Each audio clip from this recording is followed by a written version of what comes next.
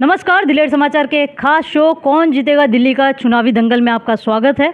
और आप सभी की डिमांड पर, जैसे हमारे व्यूअर्स ने कहा था कि खत्री जी को आप एक बार देखना चाहते हैं हमारे चैनल पर, हमारे साथ मौजूद हैं भाजपा के विधायक प्रत्याशी सूर्य प्रकाश खत्री जी। खत्री जी, सबसे पहले आप तिमारपुर विधानसभा को देख रहे हैं, कितना प्यार जनता का आपको मिल रहा है और कैसे वो संजो कर आपने रखा? देखो, मैं यहाँ पर चुनाव 2008 में लड़ा था।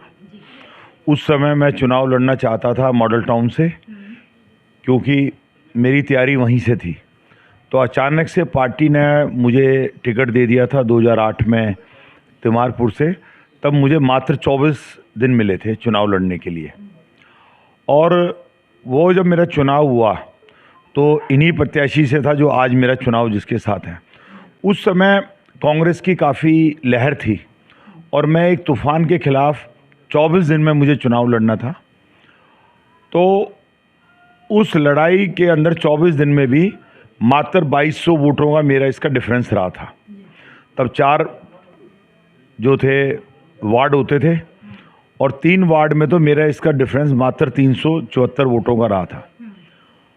और मैं ये समझता हूँ कि जब मैं उस समय रहा, उसके बाद मैंने 17 साल लगातार इस पूरे एरिए में रात दिन मैं पब्लिक के संपर्क में रहा। मैंने यहाँ के सोशल में काम किया, लोगों से बात की और लोगों के साथ मेरा एक अपना बहुत पर्सनल प्यार और अटैचमेंट हो गई। इस 17 साल के अंदर 8-9 चुनाव हुए और उन सब चुनावों में सक्रिय रहा। और मनोज तिवारी जी के तीनों चुनाव का मैं इंचार्ज रहा यहाँ पर। और तीनों में ही जब मैं रहा तो ये तीनों चुनाव मैंने ऐसे लड़े जैसे कि मैं स्वयं ही मनोज तिवारी हूँ। और उसकी वजह से यहाँ की जनता से और जनता ने मेरे व्यवहार की वजह से, मनोज जी आए और ना आए, लेकिन मुझे भरपूर प्यार दिया और यहाँ से हर बार मनोज जी जीत के गए। मैं ये समझता हूँ कि जनता जैसे इस बार मेरी इंतजार कर रही थी, क्योंकि जनता का बहुत प्रेशर था कि मैं यहाँ से चुनाव लड़ूँ। तो इस बार पार्टी ने अपने आप से मुझे यहाँ का टिकट दिया और पार्टी के शीर्ष नेताओं का मैं धन्यवाद भी करता हूँ। और पूर्ण रूप से यहाँ की जनता इतनी ज़्यादा खुश और इतनी ज़्यादा मैं कहूँगा कि पॉजिटिव है मेरे लिए कि यहाँ से यहाँ की जनता की जीत निश्चित है। खत्री जी, एक चीज़ देखिए कि आम आदमी पार्टी की हम बात करते हैं, विधायक जो है लंबे समय से इस इलाके को देख रहे हैं। विधायक जो है वो चुनाव जैसे जैसे आया वैसे वैसे विधायक बदलते गए, लेकिन इस इलाके की स्थिति जो है वो ज्यों के त्यों है। आपने कल रोड शो किया और एक एडवेंचर आपने ज़रूर महसूस किया होगा उस रोड शो पे, क्योंकि उस रोड शो पे कहीं पे सीवर का गंदा पानी ज़रूर आपको मिला होगा, कहीं पे टूटी सड़कें आपको मिली होगी। तो आपके अंदर ऐसा क्या खास है जो जनता आपको पसंद करे, इस विश्वास के साथ वो आपको पसंद करे कि अब भैया ये सड़कें जो है वो भी बिल्कुल अच्छी होंगी और सीवर का काम जो है यहाँ पर किया जाएगा? देखो, मैं इस बारे में बड़ा क्लियर आपको कर देता हूँ। ये जो दिल्ली की सरकार जो दिल्ली में रही है पिछले 11 साल से, इसने दिल्ली को बर्बाद कर दिया। और ये एक षड्यंत्र के तहत दिल्ली के अंदर आए थे। इन्होंने दिल्ली के लोगों को गुमराह किया और दिल्ली की आम जनता के दिमाग में एक बार ये इम्प्रेशन गया कि हम सब लोग एक, क्योंकि इसने अपनी छवि जो थी वो एक ईमानदार व्यक्ति की बनाई और उसके जाल में दिल्ली के लोग फंस गए। और इसने दिल्ली को इस कगार ला के खड़ा कर दिया कि दिल्ली को नरक बना दिया। ये आदमी बहुत झूठा है, बहुत ही जो है ये कहने का एक बहरूपिया है। और इसने दिल्ली को नहीं, इस देश को बर्बाद करने के लिए ये किसी न किसी एजेंसी, फॉरेन एजेंसी का मुझे एजेंट नज़र आता है।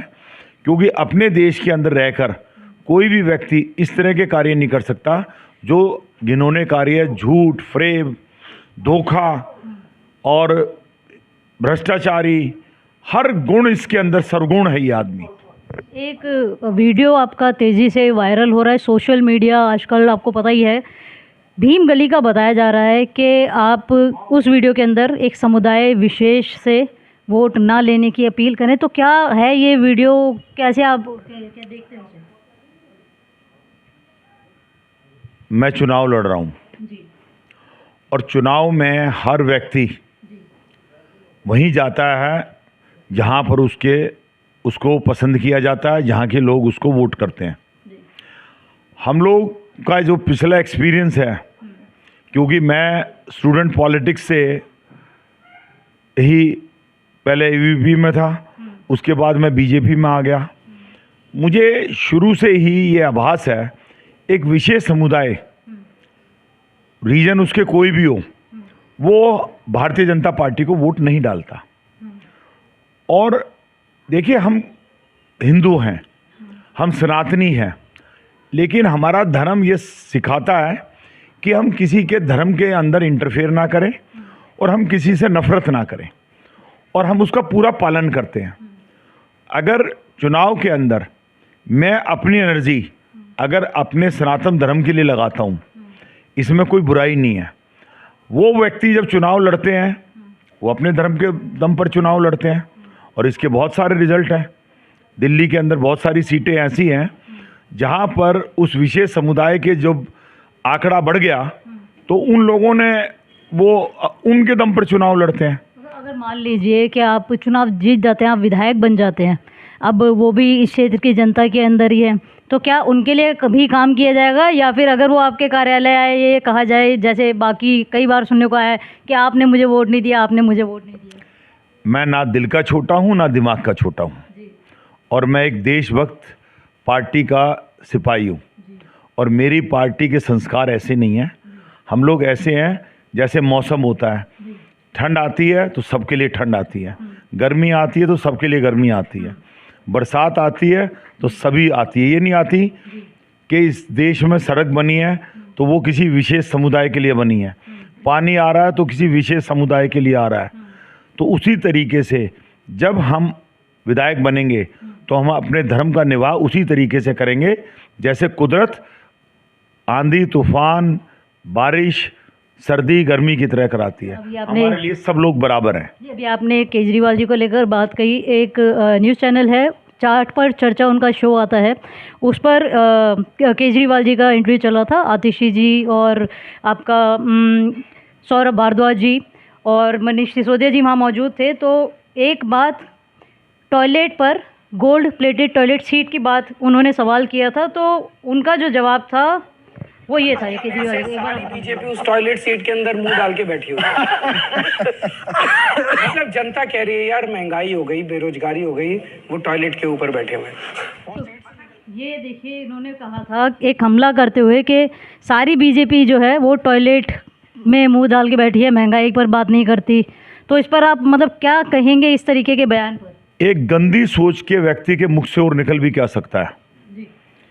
यह केजरीवाल जो कि आज इस कदर आ गया है, जो जेल से आया है, जिसको दोबारा से भ्रष्टाचार के आरोप में जेल जाना है, वो तो अपने आप को बचाने के लिए अब पागल का रूप धारण करके बैठा हुआ है कि ताकि उसकी जमानत हो जाए। एक व्यक्ति का ये कहना कि जमुना जी के अंदर हरियाणा सरकार ने जहर मिला दिया, मुझे समझ में नहीं आता। मुझे लगता है कि उसका दिमाग अब जो है खाली हो चुका है और वो पागलपन की तरफ चल पड़ा है। अगर उसकी सोच टॉयलेट लेवल पर है, हमने ये कभी नहीं कहा, हमने तो सिर्फ उसके आंकड़े, महंगाई की बात नहीं करते, आप बेरोजगारी की बात नहीं करते, बिको कह रहे हैं बीजेपी जो बात करती है वो मेरे घर के पीछे पड़ गई है शीश महल को लेकर। तो आपने ही तो कहा था कि मैं आम आदमी हूँ, मैं घर नहीं लूँगा, मैं कार नहीं लूँगा, मैं सिक्योरिटी नहीं लूँगा, तो शीश महल आपने बनाया ही क्यों था?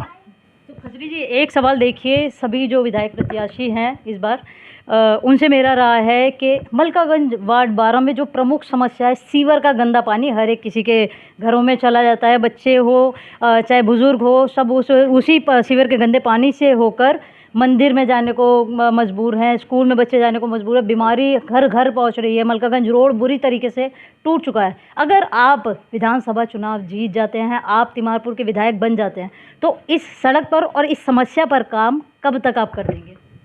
मलकागंज क्षेत्र से मेरा बचपना जुड़ा हुआ है, क्योंकि मेरा जन्म शक्तिनगर का था और एक तरफ इसके रिज लगता है, दूसरी तरफ इसके रोशनारा बाग लगता है।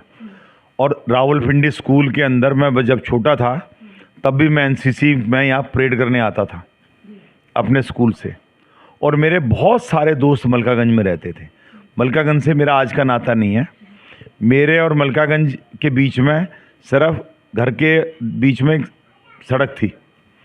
तो यहाँ की जो समस्याएं हैं, जो इस मलकागंज को इस व्यक्ति ने कई सालों से नरक बना के छोड़ा हुआ है, ये मेरी प्राथमिकता रहेगी। शुद्ध पानी और जनता, मलकागंज की जनता को बहते हुए गंदे नालों से छुटकारा और कूड़ा से मुक्ति, ये मेरे लिए सबसे प्राथमिकता है और मैं इसी पे काम करूँगा। आखिरी सवाल ये मेरा है, आपका ज़्यादा समय हम बिल्कुल नहीं लेंगे। अभी कुछ दिनों पहले जो भाजपा से पूर्व निगम पार्षद हैं श्यामलाल जाटव जी, और पूर्व निगम पार्षद जो आम आदमी पार्टी से रही हैं गुड्डी देवी जी, उनकी काफ़ी बहस हुई महिला सम्मान योजना के फॉर्म्स को लेकर। आप किस तरीके से देखते हैं उस बहस को, उस चर्चा को? क्योंकि हमने भी इसका स्ट्रिंग किया तो हमने भी पाया कि महिलाओं के फॉर्म जो हैं वो एक्चुअल में ओरिजिनल थे। बहुत अच्छी बात है, एटलीस्ट आपको ने खुद ही एडमिट कर लिया कि किस तरीके से केजरीवाल की सरकार ने और उनके लोगों ने मलकागंज की जनता को धोखा दिया। इवन मलकागंज ने पूरी दिल्ली के लोगों को 22 लाख फॉर्म उन्होंने भरवाए और उनके फॉर्म को उन्होंने रद्दी में बेच दिए। और ये तो मैं तो कहूँगा कि ये खुलासा भी मैंने ही किया, क्योंकि भला उस रद्दी वाले का जिसकी वजह से हमें ये सब फॉर्म, ओरिजिनल फॉर्म मिल गए। वो कह रहे थे कि मतलब हमारे कार्यालय से फॉर्म चोरी हुए हैं, जो आपका विधायक कार्यालय है मुखर्जी नगर में। ठीक है, आप मुझे एक एफआईआर दिखा दो। आपके यहाँ से अगर कुछ चीज़ चोरी हुई थी तो आपने उसकी एफआईआर कराई है? मैं आपके घर से कोई उठा के तो नहीं लाया, तो कहीं ना कहीं आपके पास पुलिस थाने खुले हुए हैं, आपको जाना चाहिए था। अब तो आप ये उम्मीद करें कि आप इस केस में भी जेल जाने वाले हैं, नंबर 1। नंबर 2, जो चीज़ें मोदी जी कहते हैं वो करते हैं, और जो ये कहता है मोदी जी, और इसमें एक फ़र्क है, एक तरफ मोदी जी हैं और एक तरफ ये हैं। मोदी जी और इसमें फ़र्क ये है, ये झूठे वायदे करता है और मोदी जी सच्चे वचन देते हैं। Thank you so much Khatri ji, आपने अपना कीमती समय हमें दिया। मैं तारा आर्य, दिल्ली समाचार से, और कैमरा पर्सन रमेश कुमार के साथ।